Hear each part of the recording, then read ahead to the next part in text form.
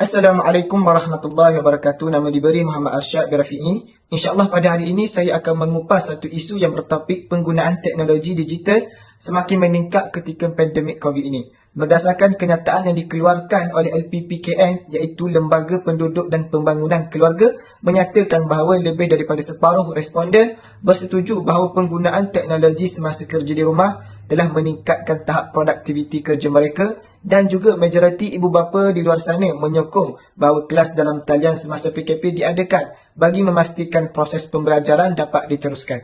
Jadi ini bersesuaian dengan tema Hari Keluarga Antarabangsa tahun ini iaitu Keluarga dan Teknologi Baharu. Ibu bapa disarankan berusaha untuk meningkatkan kemahiran penggunaan teknologi khususnya aplikasi digital bagi membimbing anak-anak menggunakan teknologi secara berhemah dan berfaedah tanpa mengasingkan nilai dalam sesebuah keluarga serta masyarakat. Daripada artikel ini kita dapat keluarkan beberapa persoalan yang akan kami kupas dengan lebih mendalam, iaitu apakah yang dimaksudkan dengan teknologi dari perspektif Islam dan Barat. Dari sudut pandangan Islam, teknologi merujuk kepada seni dan kraf tangan atau pertukangan kayu. Dalam tamadun Islam, teknologi merupakan sebahagian daripada kegiatan-kegiatan sains dan hanya dibezakan dengan penekanan dan keutamaan yang diberikan kepada sesuatu teknologi. Islam telah menegaskan kepada manusia untuk mengintegrasikan perkembangan teknologi dengan ilmu-ilmu yang lain, dengan mentauhidkan Allah Subhanahu Wa Taala agar dapat melahirkan manusia yang seimbang dari segi kemahuan manusia dan juga alam sekitar. Dari sudut pandangan Barat pula,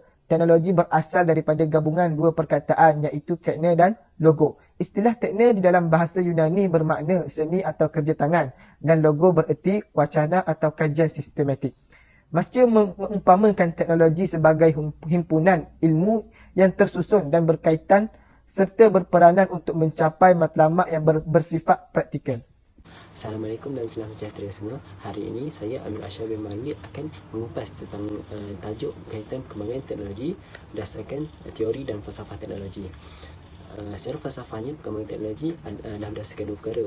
Yang pertama, perkembangan teknologi adalah disebabkan manusia mencipta alatan untuk meringankan tugas harian berdasarkan pemerhatian terhadap perubahan yang berlaku di sekelilingnya. Contohnya, penciptaan pisau atau parang disebabkan pemerhatian manusia terhadap sembilu buluh, dan penciptaan sampan berdasarkan pemerhatian kayu atau balak yang terapung di sungai. Contoh, manusia mencipta penciptaan rumah oleh manusia adalah disebabkan oleh manusia melihat kepada binatang-binatang liar seperti burung yang mencipta sarang mereka. Yang kedua, manusia juga berusaha untuk memudahkan kerja jangka masa pendek atau panjang mereka, dan ini mengimplikasikan bahawa dia mencipta alatan untuk menjadikan kerja mereka lebih cekap. Sebagai contohnya, berbanding berborak atau bercakap secara bersua muka, penciptaan telefon akan menjadikan sesuatu percakapan itu lebih cekap. Dari mana yang kita boleh lihat, dahulu telefon yang dicipta hanyalah boleh digunakan untuk berbual tanpa boleh melihat muka sesiapa, antara muka kita ataupun muka orang yang sedang kita bualkan. Tetapi seiring perubahan zaman yang semakin moden, kita dapat lihat pada zaman-zaman kini telefon juga boleh digunakan untuk berbual sambil kita boleh melihat kepada muka ataupun sekitaran orang yang sedang kita bualkan melalui panggilan video. Dengan adanya perkembangan teknologi sebegini akan dapat melahirkan insan yang seimbang dari segi intelektual dan berdaya kreatif. Insan yang seimbang akan dapat gunakan semua teknologi ini untuk kebaikan, bahkan mereka juga menambah baik teknologi ini supaya lebih cekap pada masa hadapan. Dengan belajar falsafah dapat menyeiringkan antara perkembangan teknologi dan konsep insan seimbang dalam diri masyarakat. Antara kesan baik perkembangan teknologi yang dapat saya kongsikan ialah membantu mereka kecil melakukan jualan secara online.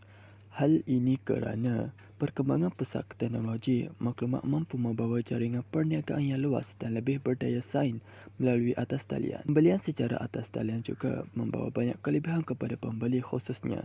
Hal ini kerana pembeli mampu menjimatkan masa mereka melalui belian atas talian daripada membeli barangan di pasar raya. Kebaikan yang seterusnya adalah masyarakat dapat mengakses maklumat dengan pantas. Pelbagai maklumat boleh diakses melalui medium ICT seperti internet. Hal ini memudahkan para pelajar mendapatkan maklumat tentang hal-hal berkaitan pendidikan di internet. Seperti para pelajar boleh melayari blog-blog pendidikan yang masih semakin banyak di internet. Seterusnya, terdapat beberapa kesan negatif perkembangan teknologi maklumat. Antaranya berlaku jenayah cyber yang berleluasa. Jenayah cyber yang dimasukkan adalah jenayah seperti penipuan secara atas talian, polis cyber dan sebagainya. Kelicikan penjenayah cyber ini ada kalanya mampu menggodam sistem pertahanan negara dan rahsia-rahsia kerajaan yang boleh mendedahkan sesebuah negara kepada ancaman anasir luar. Kesan negatif yang lain ialah banyak membuang masa.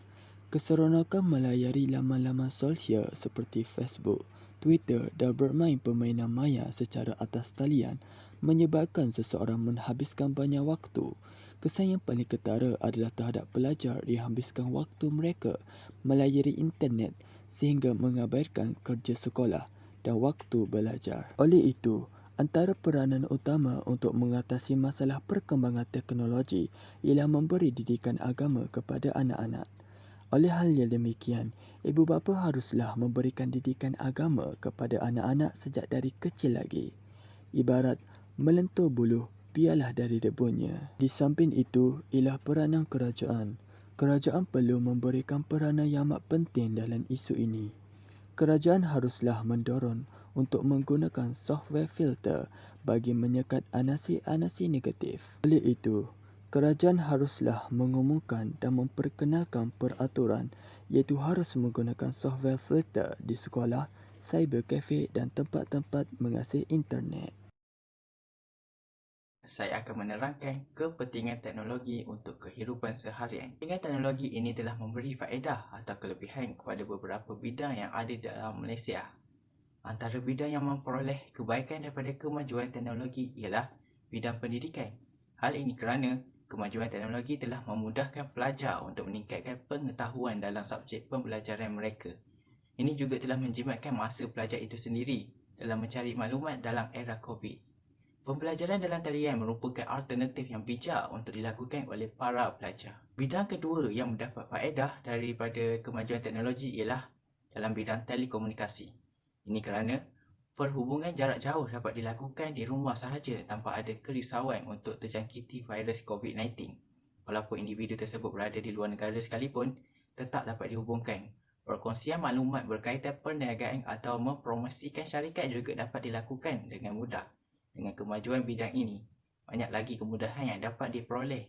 Kesimpulan yang dapat kami lakukan ialah teknologi yang mempunyai kelayakan produktif perlu mempunyai sumber teknologi yang diperolehi secara wajar atau bijaksana tanpa penindasan serta penjajahan dan dimanfaatkan bukan pada lapangan kemaksiatan atau melalaikan tetapi justru menambah keimanan. Maka inilah hasil kerja uli albab yang tertinggi. Seorang Muslim yang perlu beriltizam dan beristiqamah serta berusaha mencipta teknologi dengan perwatakan ini. Akhirnya, kita berusaha dan berdoa agar kita dapat merealisasikan teknologi yang penuh wibawa dari kerja selama ini atau yang akan datang. Janganlah tragedi Arkun berulang kembali pada diri generasi Islam kini.